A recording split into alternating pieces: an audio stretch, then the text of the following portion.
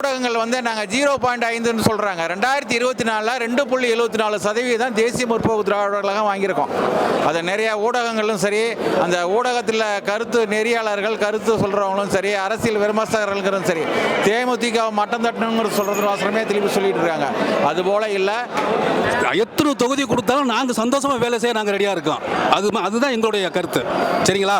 அது எத்தனை தொகுதி கொடுத்தாலும் நாங்கள் இறங்கி, அதாவது நாங்கள் தனியாக நிற்கும் போது எப்படி வேலை செஞ்சோமோ அதோட அதிகமாக இப்போ கூட்டணி கட்சி எல்லாத்துக்கும் வேலை செஞ்சு அதான் சொல்லலை. 230 எல்லாரும் சொல்கிறாங்க 200 தொகுதி சொல்லிட்டு இருக்காரு. முதல்வர் அப்படி தான் சொல்கிறாரு.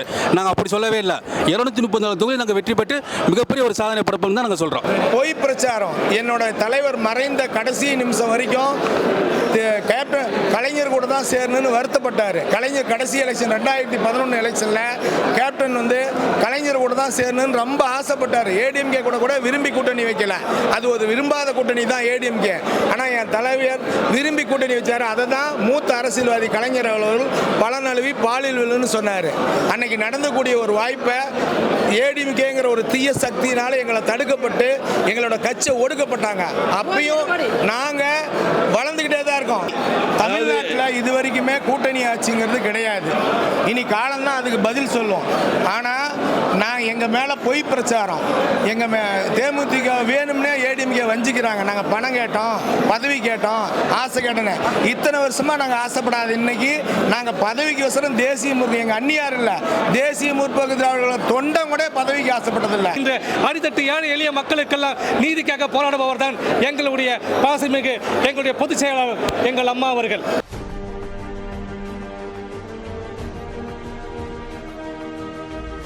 தேமுதிக சேர்ந்த இடமெல்லாம் வெற்றி கூட்டணி தான். இன்னைக்கு இல்லை. 2014 மோடியை தமிழ்நாடு முழுக்க நாங்கள் தான் அறிவித்தோம். எங்கள் கூட்டணியிலேருந்து தான் அவங்க மிகப்பெரிய வெற்றி அடைஞ்சாங்க. அதுக்கப்புறம் வந்த கூட்டணி பூராமே தேமுதிக கூட்டணி இருக்கிறதாவில் எல்லாமே வளர்ச்சி தான். ஏன்னா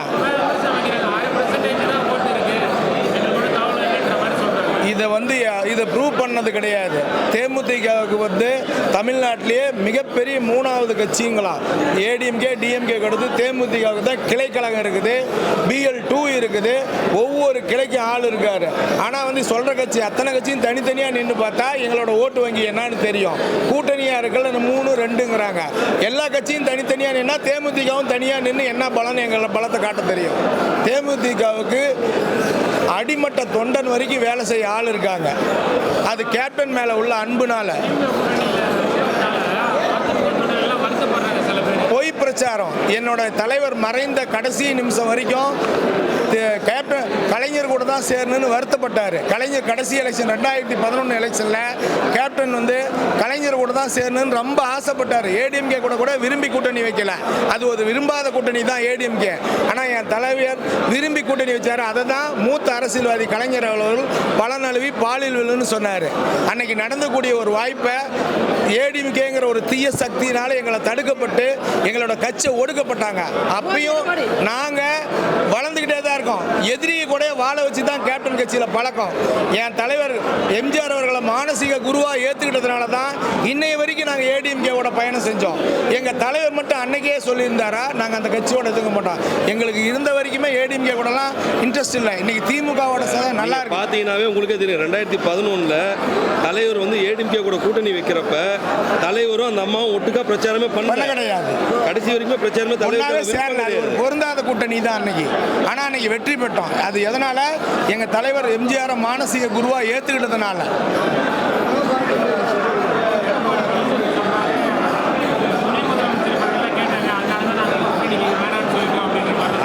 அதெல்லாம் திட்டமிட்ட ஒரு வசதி. தமிழ்நாட்டில் இது வரைக்குமே கூட்டணி ஆட்சிங்கிறது கிடையாது. இனி காலம்தான் அதுக்கு பதில் சொல்லும்.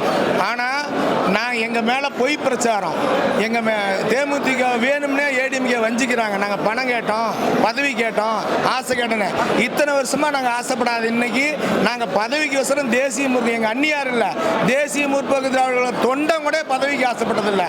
என் தலைவர் சொன்னார், எங்கள் அண்ணி சொன்னாருங்கிற மனசுக்குள்ள நினச்சிட்டு நாங்கள் வேலையெல்லாம் செஞ்சுக்கிட்டே இருப்போம்.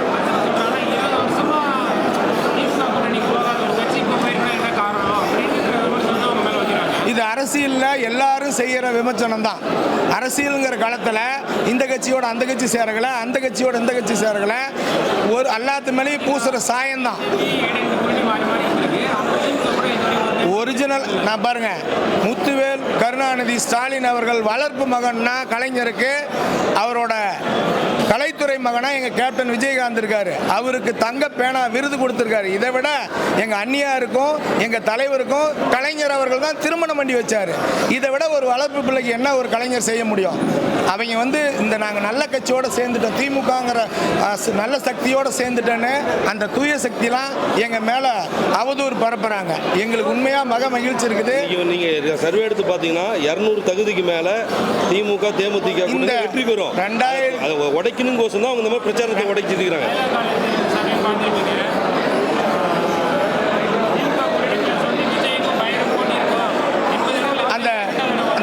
காலேஜில் இருக்கிற யாரோ ஒரு பத்திரிகை நிருபர் அவர் அதுக்கு தான் ஜால்ரா அடிக்கிறாரு.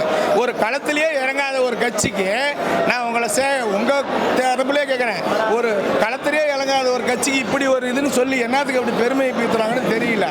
அவங்க களத்துக்கு வரணும், ஓட்டு போடணும், மக்கள் பந்தயத்துக்கு உள்ள வரணும். பந்தயத்துக்குள்ள வராத ஒருத்தரை வந்து வில்ல விடுக்குது. அவங்க பத்திரிகைகளும் இதுவும் அந்த தர்மத்தை தாண்டி அவங்க வளர்த்தணுங்கிறதுக்குங்கிறாங்க. ஆனால் உண்மையிலேயே மிகப்பெரிய ஜனநாயகத்தில் தமிழ்நாட்டில் தேசிய முற்போக்கு திராவிட கழகம் தான் பெரிய கட்சி. ஏடிஎம்கே டிஎம்கேக்கு அடுத்தது மிகப்பெரிய கட்சி. அது ஒரு காலத்தில் இருந்துச்சு. அது எப்போன்னு கேட்டால் என்னுடைய தெய்வம் வந்து, அதாவது நாங்கள் வணங்குற கேப்டன் அவர்களுடைய மறைவுக்கு பிறகு சிறிது காலம் தான் அந்த ஒரு நிலைமை இருந்தது. ஆனால் இப்போ மிகப்பெரிய எழுச்சி கண்டு முதல்ல எங்களுடைய இளைய தளபதி அண்ணன் சுதீஷ் அவர்கள் வந்து எம்பி ஆயிருக்காரு. அடுத்து இப்போ நடக்க போகிற சட்டமன்றத்தில் எல்லாருமே கேப்டன் தேமுதிகவுக்கு யாரெல்லாம் எந்தெந்த தொகுதி கொடுக்குறாங்களோ எல்லா தொகுதியும் வெற்றி பெற்று பழைய எப்படி 10% ஓட்டு வாங்கணுமோ அதையும் தாண்டி வாங்கி நாங்கள் தேசிய முற்போக்கு திராவிடர்களை யாருங்கிறத நிரூபிப்போம் தலைவரை. அதாவது இப்போ நாங்கள் சேர்ந்திருக்க திமுக கூட்டணி வந்து கிட்டத்தட்ட நிறையா, அதாவது விடுதலை சிறுத்தை ஒரு கிட்டத்தட்ட ஒரு 21 கட்சிகள் சேர்ந்து ஒரு மிகப்பெரிய கூட்டணி நாங்கள் அமைச்சிருக்கோம். சரிங்களா? அதனால் 4 முனை போட்டிலாம் கிடையாது, ஒரே முனை போட்டி. அது வந்து எங்களுடைய தேமுதிக திமுக எங்கள் கூட்டணி கட்சி தான் மிகப்பெரிய வெற்றி பெறும். இந்த 4 முனை சொல்கிற மாதிரி விஜயெல்லாம் வந்து நாங்கள் ஒரு காலத்தில் எப்படி வந்து நாங்கள் கேப்டனை நேசிச்சோமோ அந்த மாதிரி நேசிச்ச மாதிரி தான் இருக்காங்க. அதெல்லாம் ஓட்டாக மாறதுக்கு வாய்ப்பே இல்லை. நாங்கள் போட்டது உணர்வுபூர்வமான ஓட்டு தலைவரை, ஆனால் அதுக்கு வாய்ப்பே கிடையாது. இன்றைக்கி என்னென்னு கேட்டால் அதெல்லாம் சும்மா ஒரு பார்த்துட்டு போகிறது தான், அவ்வளோதான்.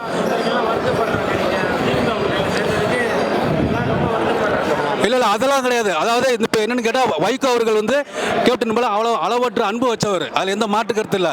எப்போ நாங்கள் மக்கள் நாட்டு கூட்டணி அமைச்சோமோ அப்போவே அவர் வந்து மிகப்பெரிய ஒரு பாசத்தை வச்சவர். அதனால் இந்த இருக்கிற ஆளுக மற்ற கட்சிகள் வந்து அந்த ஒரு புரளையை கிளப்பினாதுடைய மற்றபடி எங்கள் கூட்டணி கட்சியில் உள்ள எல்லா தொண்டர்களும் இன்ன வரைக்கும் ஒத்துமையாக இருப்போம். இனிமேல் ஒத்துமையாக இருந்து 234 தொகுதி வெற்றி பெற்று அந்த வெற்றியை வந்து எங்களுடைய கேப்டனுடைய அவருடைய அந்த நினைவிடத்தில் நாங்கள் வந்து சமாதானம் செய்வோங்கிறத நான் சொல்கிறேன். நான் சமர்ப்போம். எத்தனை தொகுதி கொடுத்தாலும் நாங்கள் சந்தோஷமாக வேலை செய்ய நாங்கள் ரெடியாக இருக்கோம். அதுதான் எங்களுடைய கருத்து. சரிங்களா?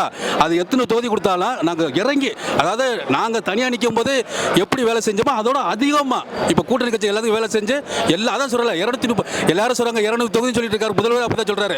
நாங்கள் அப்படி சொல்லவே இல்லை. 234 தொகுதி நாங்கள் வெற்றி பெற்று மிகப்பெரிய ஒரு சாதனை படைப்போம்னு தான் நாங்கள் சொல்கிறோம். வேற ஊடகங்கள் வந்து நாங்கள் 0.5ன்னு சொல்கிறாங்க. 2024 2.74% தேசிய முற்போக்கு திராவிட கழகம் வாங்கியிருக்கோம். அதை நிறைய ஊடகங்களும் சரி, அந்த ஊடகத்தில் கருத்து நெறியாளர்கள் கருத்து சொல்கிறவங்களும் சரி, அரசியல் விமர்சகர்களும் சரி, தேமுதிக மட்டம் தட்டணுங்கிற சொல்கிறது வாசனமே திருப்பி சொல்லிட்டு இருக்காங்க. அதுபோல் இல்லை, 2.74% ஓட்டு இருக்கும். நிச்சயம் கிடையாது.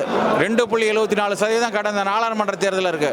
தமிழ்நாடு ஃபுல்லாக 40 மாவட்டத்திலையும் உள்ள PLA2 முகவர்கள் போட்டது திமுக, அண்ணா திமுக அடுத்தது தேமுதிக தான். ஊடகங்களும் மற்றவர்களும் தான் வந்து இது சொல்கிறாங்களோ அறிஞ்சு அங்கீகரிக்கப்பட்ட அரசியல் கட்சியில் திமுக, அண்ணா திமுக அடுத்தது தேமுதிக நாங்கள் 3 பேர் தான் அதிகம் போட்டிருக்கிறோம். அது 40 மாவட்டத்திலையும் தேசிய முற்போக்கு திராவிட கழகத்திற்கு ஒரு தொகுதியில் 10,000 25,000 வரைக்கும் வாக்குகள் இருக்கு.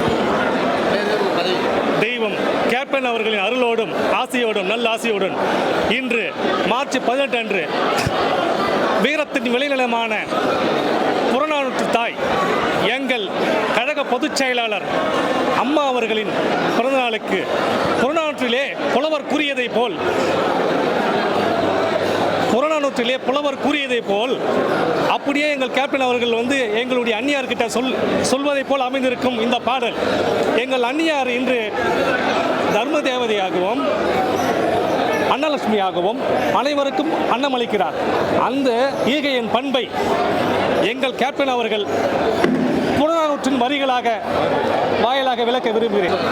நின் நயந்து உரையினருக்கும் நீ நயந்து உரையினருக்கும் பன்மான் கற்பின் நின் கிளை முதல்வர்க்கும் கடும்பின் கடும்பசி திரை யாழனின் நெடுங்குறி எதிர்ப்பை நல்கையோர்க்கும் இன்னார்க்கு என்னாது என்னோடு சூழாது வல்லாங்கு வாதும் என்னாது நீயும் எல்லோருக்கும் கொடுமதி மனக்கிடவையே என்று புறநானூற்று பாடல் வரிகளுக்கேற்ப வாழ்பவர்கள் எங்கள் அந்நியார் அவர்கள். அது மட்டுமில்லாமல் மக்களின் எந்த பிரச்சனைக்காக இருந்தாலும் முழு மூச்சாக இறங்கி செயல்படுவார் எங்கள் அந்நியார் அவர்கள். அன்று சிலப்பதிகாரத்திலே கண்ணகி கூறியது போல் நீதிக்காக போராடுபவர் இன்று எங்கள் அந்நியார் அவர்கள். தேரா மன்னா செப்போதுடையன் எல்லாரும் சிறப்பின் இமயவர் வைப்ப புல்லறு புன்கண் தீர்த்தோ நன்றியும் வாயிற் கடைமணி நடுநா நடுங்க ஆவியர் கடைமணி உகுநீர் நெஞ்சி சுட தான் தன் அரும்பெரும் புதல்வனை ஆடியின் மடித்தோன் பெரும் பெயர் புகாரான் பதிய அவ்வூர் ஏசா சிரிப்பின் இசைவிலுக்கு பெருங்குடி மாசத்து வாணிகன் மகனையாகி வாழ்தல் வேண்டி ஊழ்வினை சுரப்ப சூழ்களில் மன்னன் நகர் புகுந்திங்கு என் காற்சிலம்பு பகர்தல் வேண்டி நிற்பார் கொலைகளின் பட்ட கோவலன் மணி கண்ணகி என்று அன்று நீதியை புறப்பட்ட போல் இன்று அடித்தட்டு ஏழை எளிய மக்களுக்கெல்லாம் நீதிக்காக போராடுபவர் தான் எங்களுடைய பாசமிகு எங்களுடைய பொதுச் செயலாளர் எங்கள் அம்மா அவர்கள். அதனால்தான் அவர்கள் வைரியம் தங்கம் வைடூரியம் முத்து மாணிக்கம் மரகதம் இவைகளை காட்டிலும் அதிகமாக என்றும் இந்த விண்ணும் மண்ணும் புகழ்பெற அவர்களை புறநானூற்று தாய் என்று இந்த நன்னாளில் அவர்களுக்கு புகழ் மாலை சூட்டுகிறேன். எங்கள் அந்நியாரை புறநானூற்று தாய் என்று இந்நாளிலே புகழ் மாலை சூட்டுகிறேன்.